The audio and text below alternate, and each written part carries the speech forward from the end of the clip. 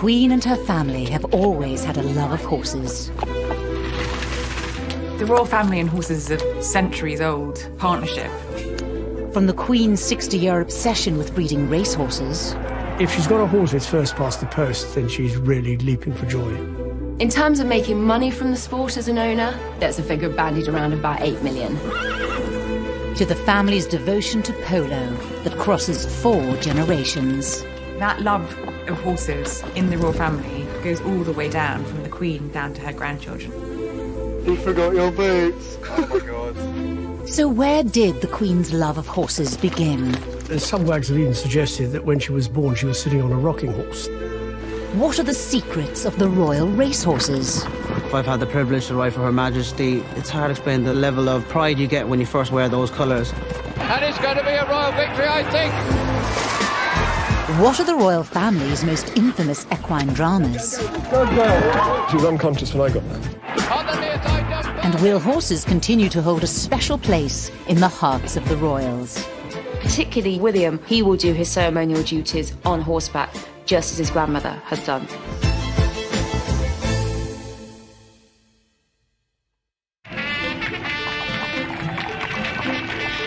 The Queen is admired around the world for her expertise in horses.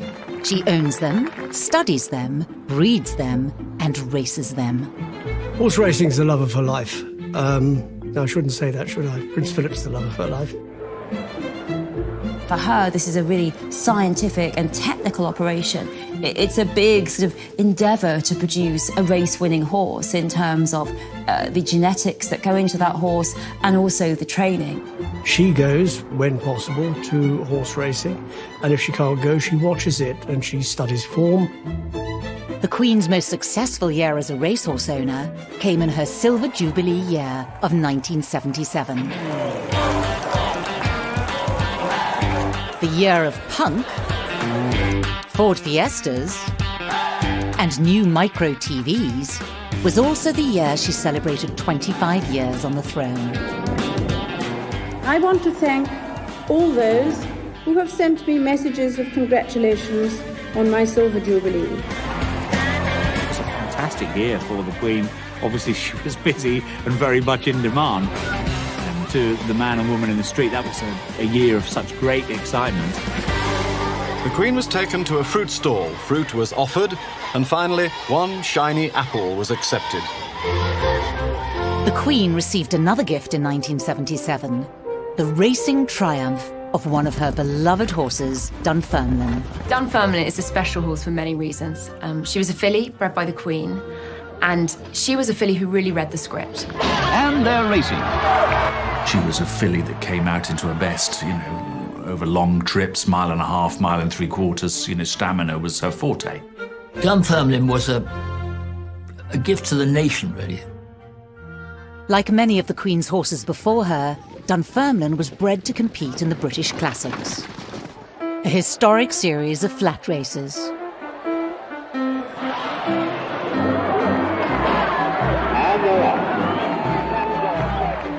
The 5 races take place between April and September. 2 are for fillies, 2 are for colts, and the final race, the St. Leger, is for both. To include Remainder Man, Winstead, Julio Mariner, Camacho. You can only run in either the 2,000 or 1,000 guineas, either the Derby or the Oaks, and the St. Leger. So you've actually got 3 opportunities. On the 4th of June 1977, the Oaks took place at Epsom, and all eyes were on Dunfermline. The Queen's jockey for the big day was Willie Carson. Willie Carson was a real breath of fresh air, and he was a bubbly personality in the saddle. He was a real pushing jockey, and he wanted to win. It was a very, very big day. Dunfermline would be well fancied. She was 6-1, but she wasn't the favourite. The Oaks took place 3 days before the Queen's Silver Jubilee celebrations. As the race got underway, Carson found himself poorly placed. He had to hustle in the race because Dunfermline wasn't the quickest sort of getting a stride. Probably not very suited to Epsom either, because very undulating track. On the left is Dunfermline. Pamela Jane now dropping out a bit, and so with a furlong and a half still to go. She managed to hold on by 3/4 of a length, which sounds like a small margin, but at the end of a race like that, it's fairly comfortable. And it's Dunfermline on the near side having a right battle with Breathe the Secret. She took a fair time to wear down the others, but she did in the end. On the near side, Willie Carson, Dunfermline. And it's going to be a royal victory, I think. On the near side, Dunfermline. And Dunfermline now going into the lead. And Dunfermline wins the Oak from Breathe the Secret, Vaguely Deb. The sad thing was that because of the Silver Jubilee celebrations, it was on a Saturday, and there was a big event at Windsor, so the Queen couldn't actually be there. But a much-loved figure was there in the Queen's place. The Queen Mother. When Dunfermline won, there would have been such exhilaration, and this would have felt wonderful. I think everyone's very proud to have a winner for the Queen, be it the jockey, the lad who looks after the horse, the trainer, and and everyone who's involved really in the stables, because people are keen to do well for her, and I think are pleased for her that they've managed to get it right and have a winner. When Dunfermline went on to win the St Leger 3 months later at Doncaster, she made history for the Queen. To win 2 classics in 1 year is unbelievable. I mean, it's terrific. It was one of the highest points, if not the highest point, of the whole of the Queen's racing interest. Royal horses like Dunfermline are always ridden by jockeys who wear the Queen's colours. These silk tunics have a very rich history. It's red and it's purple, and that is going back to George V and his colours. But most importantly, purple in particular is always the colour of a royal. We have to remember that in the Tudor period, people were forbidden from wearing purple if they weren't royal. So I love the fact that the Queen, when her jockeys are on horseback, uses the most ostentatious royal colours. They really make a big statement and say, I am the Queen's horse and I am the Queen's jockey. I've had the privilege to ride for Her Majesty on numerous occasions, which has been a great privilege for me. And in that time, I've had a few winners. It's hard to explain the level of pride you get when you first wear those colours. These are special to the Queen. You can't really get much bigger than that. You really look the part. You can probably feel like you're part of royalty when you're wearing them. More than 1,600 horses owned by the Queen have won races over the last 70 years. Her victory record dates back to 1953, just 2 weeks after her coronation ceremony. Her Majesty herself was evidently in gay mood as she had a word with her jockey, Doug Smith, who was riding Choir Boy, a colt who disappointed at Royal Ascot last year. Choir Boy started well, kept up with the pack, and as the pack moved down the straight, he just ran on. Judging his time nicely, Smith brought Choir Boy along in a strong and successful challenge to beat Brunetto. So this time it was victory for the Queen. It marked the start of her Royal Ascot when she's now got 23 and still counting. Her Majesty, who must certainly have been delighted by her success, went with members of her family to see Choir Boy.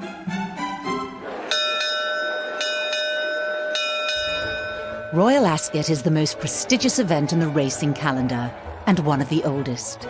It's held every June with 30 races over 5 days and prizes with a combined total of more than £6 million. I would say Royal Ascot is the pinnacle of flat racing. Everybody wants to be there. It's an intoxicating mix of the very, very best horses taking each other on, all wedded together beautifully with tradition, history.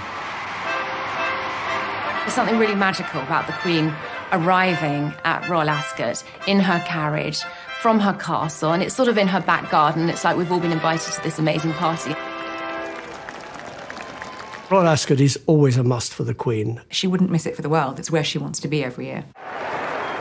Of course, Ascot is all about glamour and hats. Did you get it off the peg, or did you have it specially made for you? I had it specially made for Royal Ascot. And there's always a little bit of extra glamour with the Queen because she is at the very heart of Royal Ascot, so needs to be seen. In 2013, all eyes were on her new horse, a filly called Estimate, who ran in the Gold Cup on Ladies' Day. She had that lovely combination of class and stamina, and that obviously gave her an outstanding chance. The buzz before the Gold Cup that year was fantastic, largely because everybody knew Estimate was there with a really good chance. Could the Queen possibly win the Ascot Gold Cup? Winning this prize would be a massive coup for the Queen, as none of her royal predecessors had achieved it in the history of the Gold Cup. The Queen was wearing her game face. The Queen doesn't do nerves, the Queen doesn't really do apprehension, and she's very pragmatic. If she's got a horse running, she's kind of smiling, and if the horse is near the front, she's smiling even more, and if it's first past the posts, then she's really leaping for joy. In fact, Estimate romped to victory. It's the first time a reigning monarch had won, and that was in 207 years of the race, so it was extremely exciting. She was clearly so overjoyed. That smile, I'll never ever forget that smile.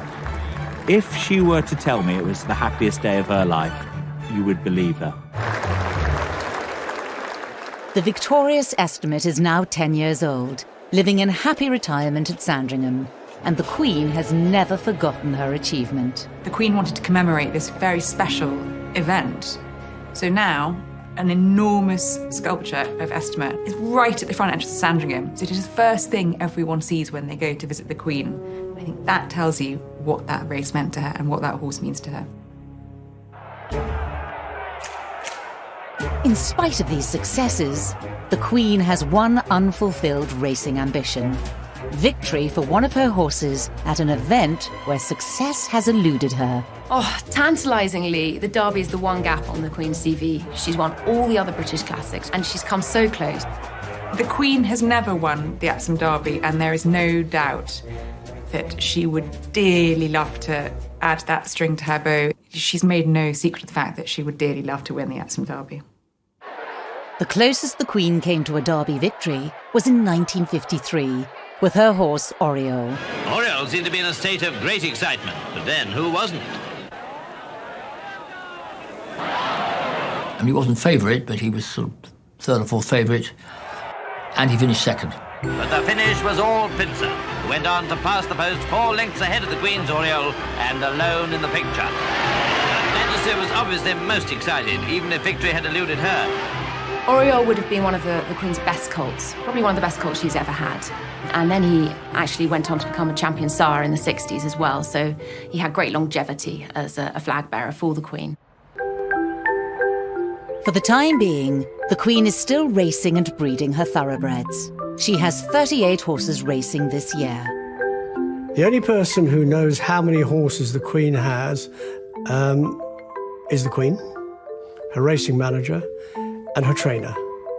Nobody else knows. The leader is Rosa. Still pressing, though, is colouring in second place. Her Majesty's got 2 real standout horses at the moment. She's got a horse called Sextant, who could be a really interesting stayer of the future. And Estimate, the Gold Cup winner, is a mum herself now. And this year, one of her sons, a horse called Calculation, has won 3 races. And there's some of her horses that, you know, might only win once. I'm thinking of a horse called Equal Sum. She's still in training. I'm riding Equal Sum for Her Majesty in a fillies handicap, and she's done ever so well. I had the privilege of riding her last year in Wolverhampton, which she won, and hopefully today she can take another step forward. So the Queen's runner Equal Sum on the rail. The Queen is said to have made around £8 million in prize money from horse races since the 1980s. Then Mum's Hope, and those 3 were clear of Equal Sum. There are various figures bandied around about how much she's earned from racing, but to breed a horse, to get a horse to the track, train it every week, deal with its injuries, the vet, the farrier. There's a saying in racing that if you want to make a small fortune, start with a big one. When the official result of the 2:45 was announced, the Queen couldn't contain her delight. Those who know the Queen say that money isn't everything. It's all about a passion that she's enjoyed for 9 decades. You have the 3 really different types of horse. You have the race horses, you have the horse that will take the Queen on a ride, and then you have the household cavalry. But in 1981, the Queen's mastery of her horses was put to the ultimate test, and her life placed in danger by a gunman during trooping the colour. A man came out and fired some blanks at the pair, and the horse obviously spooked.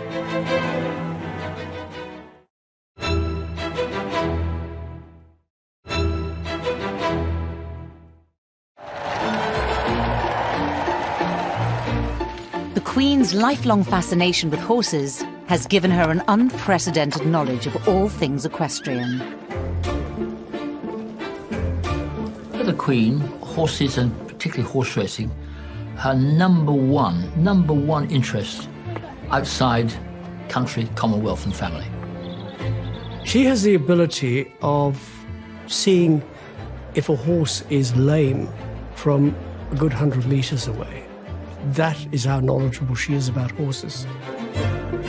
If you talk to any trainers or other owners, they will say the Queen is as knowledgeable as any racehorse owner out there. She would look them in the eye, the way that people do look at, their dogs, their horses, and see what you feel about them, how you think they are in themselves, and try to come to some sort of an opinion. It isn't just about intuition. The Queen relies on the latest technology to stay fully acquainted with the lives of her horses. A system was put into place at Sandringham Stud whereby cameras were put up in the foaling berths, and the Queen asked her stud manager David Summers if he would give her a call and let her know when a mare was going into foal, and he said, Your Majesty, is that during the night as well? And she said yes. And so now, whenever a mare goes into foal, any time of the day or night, the Queen is alerted and she can now watch it on her iPad. The Queen's interest in thoroughbreds is just part of a story of monarchs and their horses, which dates back nearly 1,000 years. The king or queen in the Tudor period and the medieval period is still seen as someone who will lead the troops into battle, and that must be done on horseback. Once essential in wartime, horses were soon found to be ideal for our monarch's leisure pursuits. The big royal for horses, well, that's Henry VIII. He loved jousting, he loved riding. Queen Elizabeth I was watching some horse racing of kind. Both King James I and King Charles II built palaces at Newmarket to hunt and race horses on the local heath. Later royals followed their lead. Queen Anne started Ascot Racecourse, for instance, and the Prince Regent became a huge owner. During the 19th century, Queen Victoria enjoyed riding for exercise. But it was not until 1910 that the royal family renewed their love of all things equestrian. George V absolutely adored horses. That love was inherited by his son, George VI, and particularly by his granddaughter, Elizabeth II. The Queen is the most enthusiastic member of the royal family when it comes to horses that, in living history. I think really they're part of her DNA. Any time she ran horses, actually. It's when I think we see her probably at her most natural. Some wags have even suggested that when she was born, she was sitting on a rocking horse. That's how much horses mean to her. Princess Elizabeth was 4 years old when her passion for horses first blossomed. Her father, King George VI, bought her a Shetland pony called Peggy, and she was plonked on Peggy's back, and Mum or Dad held her hand. And it's a bit like duck taking to water. By the time she got into her early teens, she'd be out riding by herself. The Queen's childhood was one of those aristocratic ones which, in the 1930s, would automatically have horses everywhere. In the early 1940s, the King took her to visit his racehorses, Big Game and Sun Chariot. It's reported that stroking them was such a happy moment for her, she didn't wash her hands for several hours afterwards. Horses were a part of her life much the same way as youngsters going to school. They're either kicking a football or hitting a ball with a hockey stick or with a tennis racket. That was her sport. Princess Elizabeth is 18 years old on the 21st of April, and the date is a milestone in our Constitution, for she will then assume the dignities and responsibilities of heir presumptive to the throne. One of the Queen's many official roles is as Colonel-in-Chief of her official bodyguard, the Household Cavalry. Visiting their stables and spending time with their horses is a real treat for her. The Queen was presented with the horse that she'd gifted them, who had been in special training. The horse formerly known as Joni, Majesty. So this came from the Royal Stud at Hampton Court. And the Queen made some comments about what she looked like, how she was coming on, and gave Joni a polo.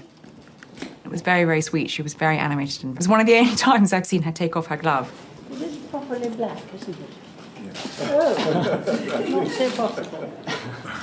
She was given a horse from the Canadian Mounted Police called Burmese, and this has become known sort of as her favourite horse, and it wasn't even a racehorse. The Queen owned Burmese for more than 20 years, and the public got to see her during the Queen's annual birthday parade, trooping the colour. The Queen rode it every year for 18 consecutive seasons, which is a considerable amount of time for a horse to serve. In fact, she loved Burmese so much that there's a statue of her in Canada, which she's unveiled, but also for her 90th birthday celebrations, she had a replica rocking horse of Burmese made for her. When Burmese retired, the Queen decided not to replace her. Since 1987, she has used a carriage to ride to Trooping the Colour and inspect the troops. The ceremony of 1,400 servicemen and 200 horses is a grand display of military precision. Trooping the colour goes back to when it was the monarch's job to review the troops, and that has really been the monarch's job for as long as there has been a monarchy. It's a duty she will not want to forego. Despite the security surrounding the event, the Queen's safety was put in danger in 1981. When a teenage gunman shot at her 6 times. A man came out and fired some blanks at the pair. Scotland Yard spokesman said that 17-year-old Marcus Simon Sargent had been charged with willfully discharging a cartridge pistol in the vicinity of Her Majesty the Queen, intent on alarming her. The horse obviously spooked, and then she gently calms the horse, settles it down, which I think shows her great skill as a horsewoman in that sort of atmosphere with everyone's eyes on her as well.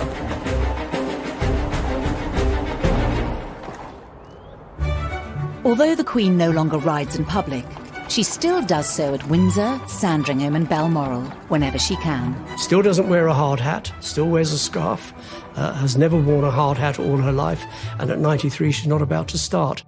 The Queen may have avoided injury in her 9 decades on horseback, but later generations of sporting royals have not been so lucky. When Prince Charles was thrown from his horse, it was a major fall, major break. The media were whipped into a frenzy. The buzz was going around that he'd be disabled, he'd never be able to play polo again, he wouldn't be able to salute or anything like that.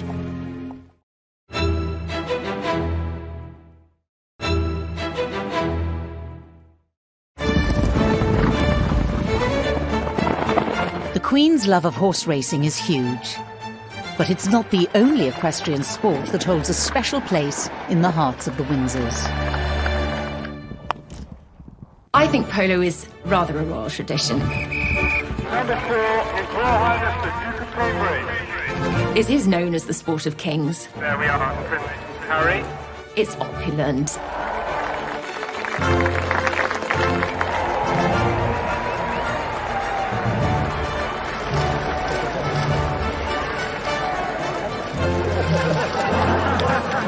It's a very intricate sport in that you've got to have good polo ponies. You might be galloping down chasing a ball that's going in the wrong direction and you wanted to go back to the opponent's goal, and you've really got to whack the ball and turn your pony around on the sixpence to chase after the ball again. Prince Harry is there as well. Great play by Prince Harry, gets the ball away, gets it out of danger. It's a wonderful sport. It's a lovely sociable day out. You bring your family, you picnic, you have a glass of champagne and strawberries. It's all the best of a British summer. Polo originated in what was known as Persia. It was first played in Britain in 1869, but its popularity exploded during the 1950s, and that's largely down to Prince Philip. The Duke was already a skilled cricket and hockey player, But polo soon became his true passion. He spearheaded the sport after falling in love with it while serving in Malta with the Royal Navy. His uncle was commander of the cruiser squadron in Malta, and it was actually his uncle, Lord Louis Mountbatten, who introduced Prince Philip to polo, and he took to it. He loved it. When Prince Philip had to come back to England, because he was now sort of full-time consort to the Queen, he was looking for something to do. He'd been a man who spent his entire life dedicated to being a naval man, to going to war, and then when there was peace, he did feel a bit at sea. Having played polo in Malta, he decided that, well, why don't we play polo in England? Prince Philip needed somewhere the size of about 5 football fields to play, and he found the perfect setting within the 4,800 acres of a royal park.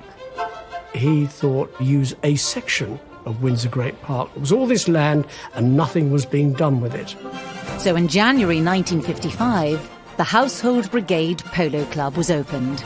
It was here Prince Philip captained his very own team. He formed the Windsor Park polo team, and they went on to win loads of cups from really prestigious tournaments.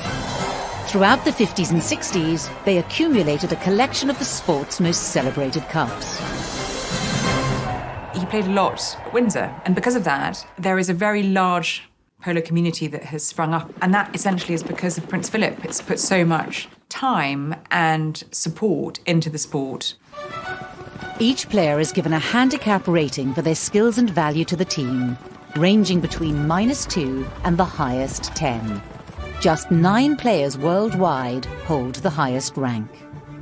In 1971, the Duke had reached a respectable 5 and reluctantly retired from the sport he adored. Prince Philip ended up giving up polo when he was about 50, which is actually quite a ripe old age for polo because it's a very, very demanding sport physically, and he was getting arthritis. And I think one of his greatest disappointments was having to give it up because it was just too painful for him. Arthritis can be very painful. The Duke's polo career caught the eye of his son, Prince Charles, whose love of horses developed from the sidelines while he watched his father play. In 1980, he rode his own horse, his first racehorse, Ali Baba, and actually came second. And Prince Charles, he was really so attached to Ali Baba. Prince Charles is actually extremely horsey.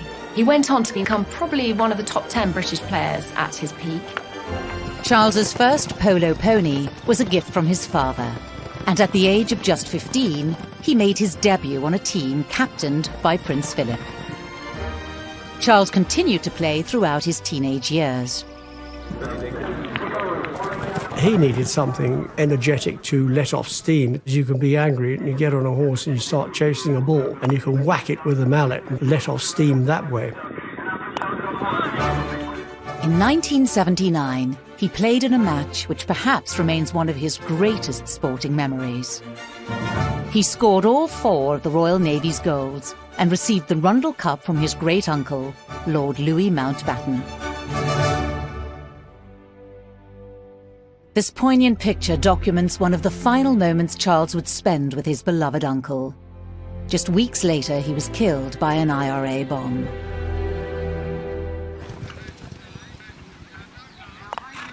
Prince Charles was once quoted as calling polo his one great extravagance. But it's a high-risk sport. Traditional wooden balls are hit at speeds of up to 96 miles per hour. And falls at high speed mean injuries are common. Charles knows this only too well. Then it happened. Did he fall or was he pushed?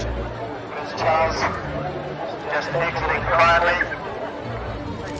If you are galloping a pony at 40 miles an hour and turning on a sixpence and screeching to a halt and screeching around the bend, you are going to fall off and you are going to get kicked and you are going to break things. It's just the nature of the sport. They say that it takes 7 falls to make a rider, and most riders fall off a lot more than that in their career.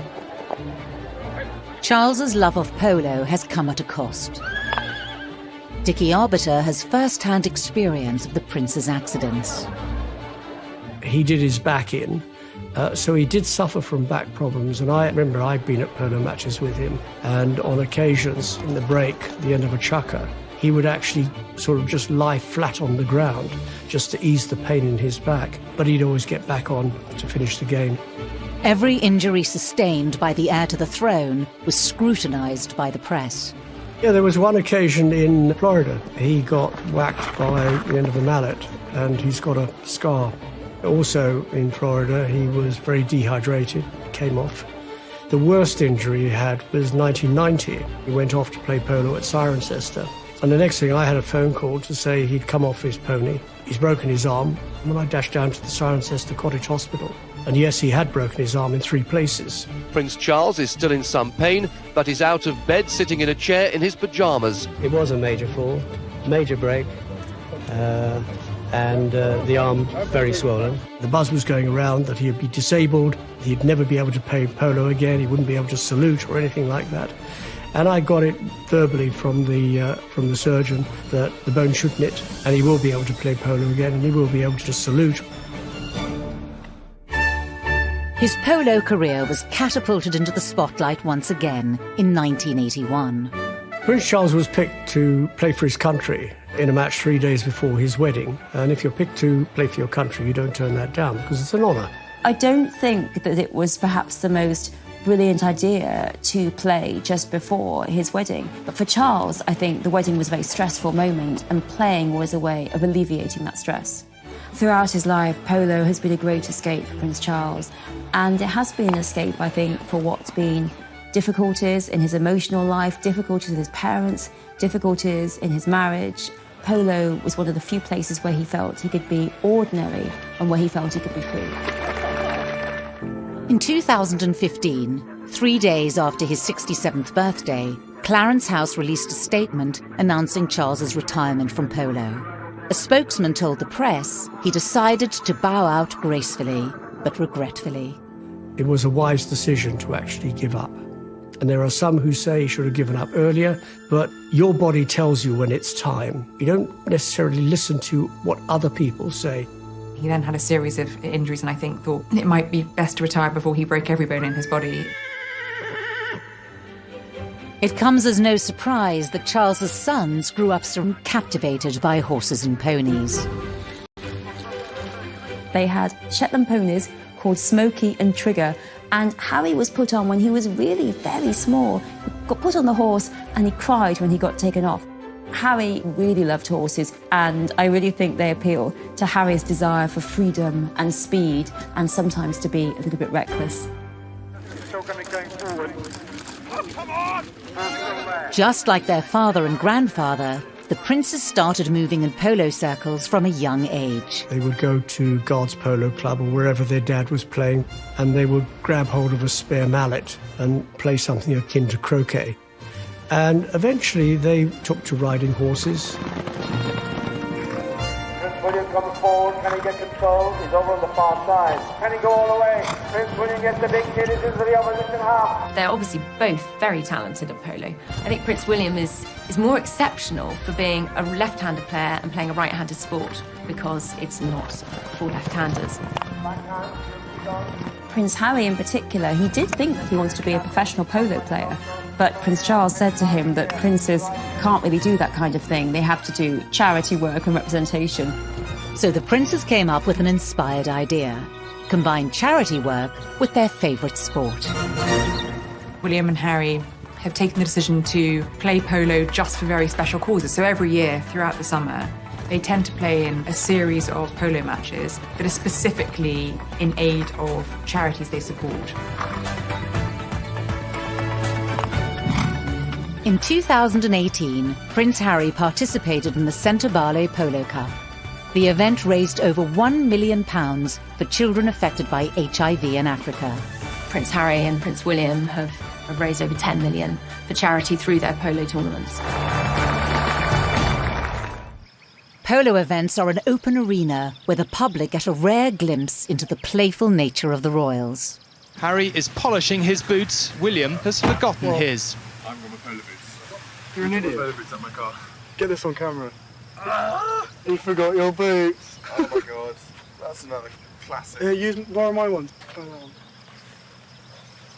Should fit. That's just about the stupidest thing I could have. Polo has long been the setting for family gatherings. It's not unusual for the family to go and watch husbands playing polo. Through the decades, many affectionate and carefree moments have been caught on camera. Polo is always a thrilling game to watch. Obviously, the royal party found it so on this occasion.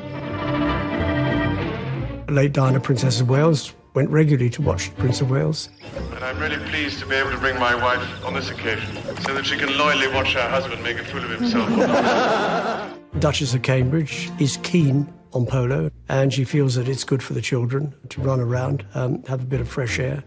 Duchess of Sussex will go along and watch Harry because she's in love with her husband and she wants to watch her husband playing polo. What better reason? I heard Barack Obama has given Prince George a polo medal, so he obviously knows the significance of polo for the family. Whatever their age, the royals are lovers of all equine sports. They drive around obstacles at high speeds, screeching around the turns. However, even away from the polo fields, their sporting pursuits are filled with drama. He got smashed up regularly. I didn't actually see what happened. The horse hit the fence. She was unconscious when I got there.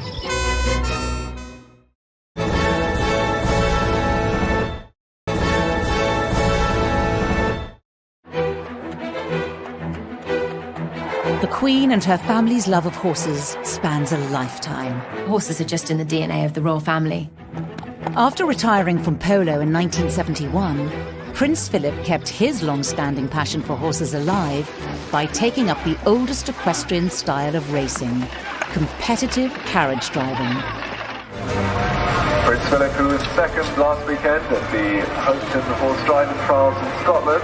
Winner first time out this season at the Brighton Horse Driving Trials. What precisely are the judges looking for? In a sense, the accuracy of the driving, which it sounds relatively easy, but in fact, when you try and do it, it drives you up the wall. Really, before Prince Philip, carriage driving was seen as something as a historical anachronism, an oddity. And then Prince Philip really transformed it into a sport.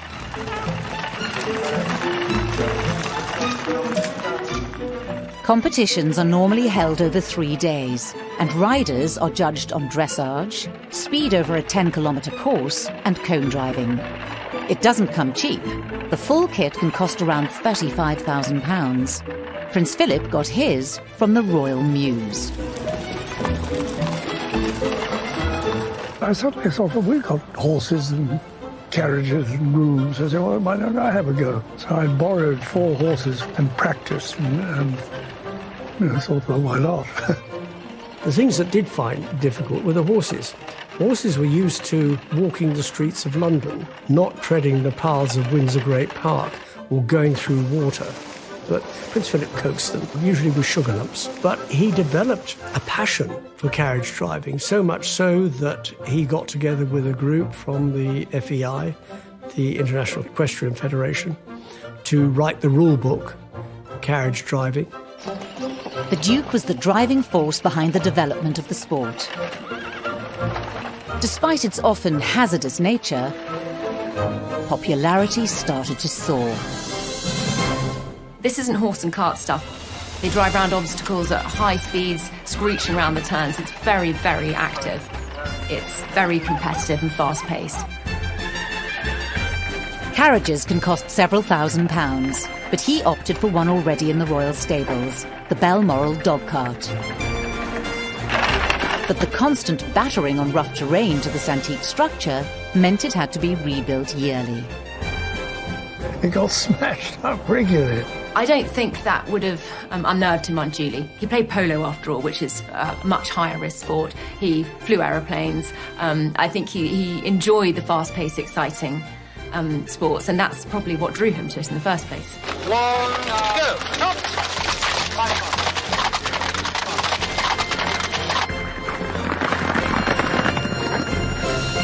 Despite the dangers, the Duke was hooked. He persevered after coming close to last in his first competition.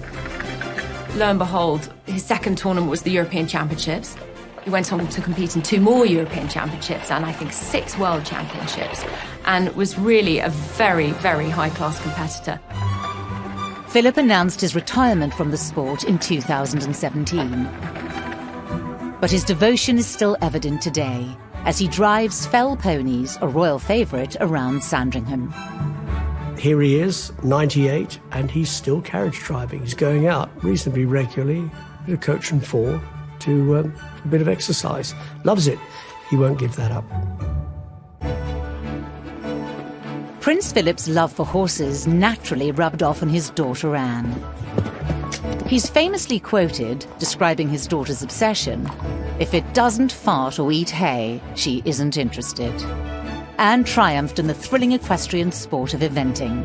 Competitors are marked on dressage, show jumping and cross-country. Princess Anne, like Prince Charles, is extremely horsey. She would have achieved more notable success because she became European champion in eventing. So she was a phenomenal rider in her era. Just like her brother, Anne's falls get almost as much attention as her achievements. In 1976, disaster struck at the Portman Hunt trials. I didn't actually see what happened, but it looked like so that the horse hit the fence and she got thrown onto the ground and the horse came over on top and rolled on top. She was unconscious when I got there. It was later learnt that Princess Anne had cracked a vertebra.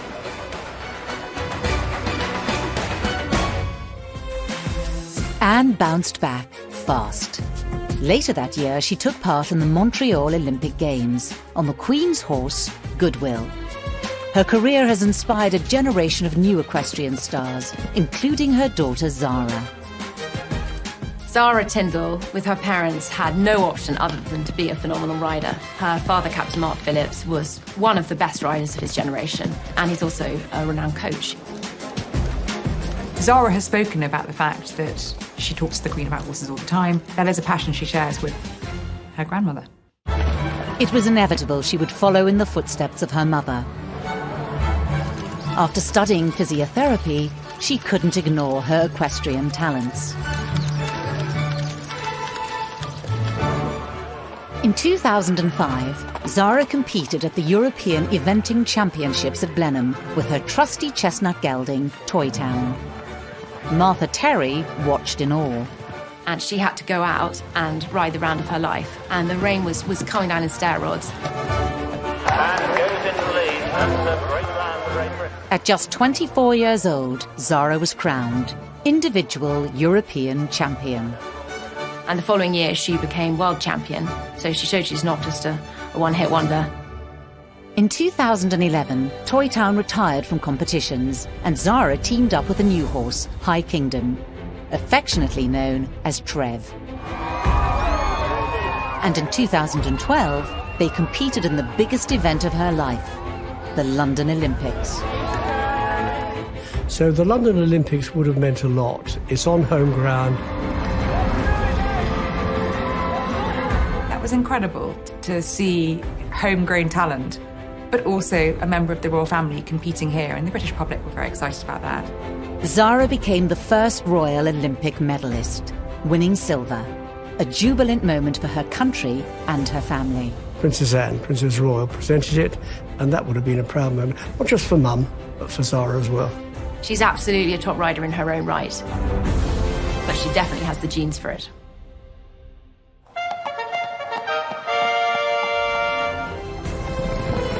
The Queen's love of horses began as a child, and through the years her fascination has remained. Today it's very clear the Queen's passion and her family's are as strong as ever. It's an important part of royal life and an important part of royal pleasure that you can ride your horses. They've kept alive centuries of historical links and love between royalty and this awe-inspiring animal. The horse plays a big role in the life of the royal family. And I believe it will continue to do so. Oh, how's that? And I think for William, it's very important to him that if he can, when he comes to the throne, he will do his ceremonial duties on horseback, just as his grandmother has done.